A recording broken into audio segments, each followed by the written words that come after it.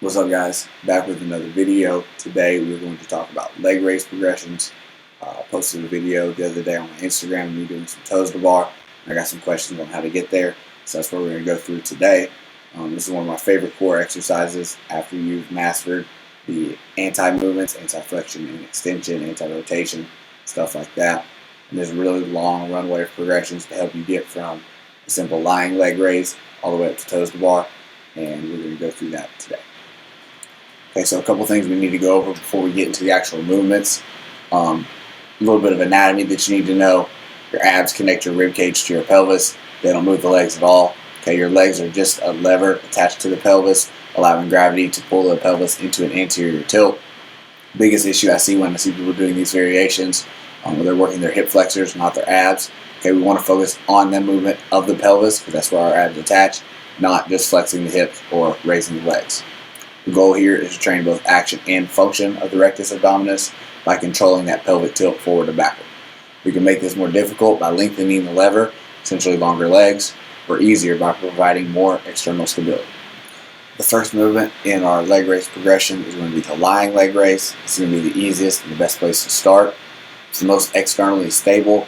You can use the ground for feedback to make sure that you maintain a neutral pelvis and spine. For the movement, as the legs go down, you want to resist arching the lower back and allowing that pelvis to dump forward into the anterior tilt. It's going to give us the eccentric stress that we're looking for on the abs. The biggest downside of this is it's relatively small working range of motion.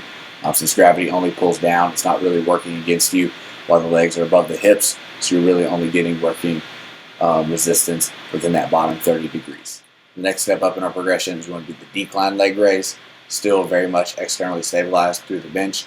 However, the decline angle gives us a larger range of motion since your legs aren't stacked directly over your pelvis. This one you can manipulate a little bit. The higher the incline, the more difficult it will be. Next up is an absolute favorite of mine since there's tons of ways to change it up.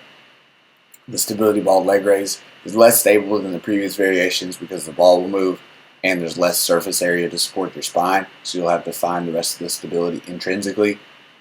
We could also manipulate lever lengths here in two ways. First, by bending or straightening the leg. With the leg straight, more mass will be farther away from the fulcrum, making it more difficult. And the second, by putting the ball further up on your back and allowing gravity to pull both on the legs and the pelvis directly. Again, concentrically, on the way up, we're trying to pull the pelvis up to the rib cage, and on the way down, we're resisting letting the hips drop. And then finally, we'll move into our hanging variations. These are going to be the hardest because they have the largest range of motion as well as no external stability for your body to push against. So that means you have to produce all of the stability internally. I usually have people start with knee raises so they can kind of get the feel.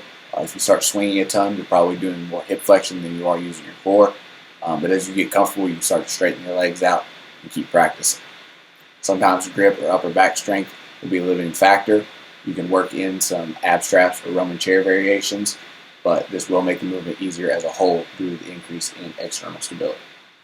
Once you're good at hanging leg raises, it's time to start practicing toes to bar. It's not a huge jump in difficulty, but it's a large increase in range of motion.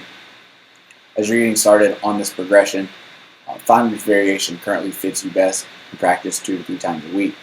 Within each variation, find your limiting factor. If you can't do it with straight legs, you probably just need more volume, essentially more reps and sets to get stronger.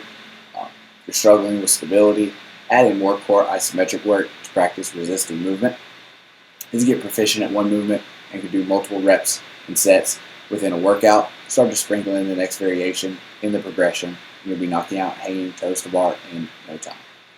I hope this helps. If you have any questions at all, leave them in the comments. Shoot me a DM on Instagram at zv.strength. Don't forget to like and subscribe for more videos like this, and I'll see y'all in the next video.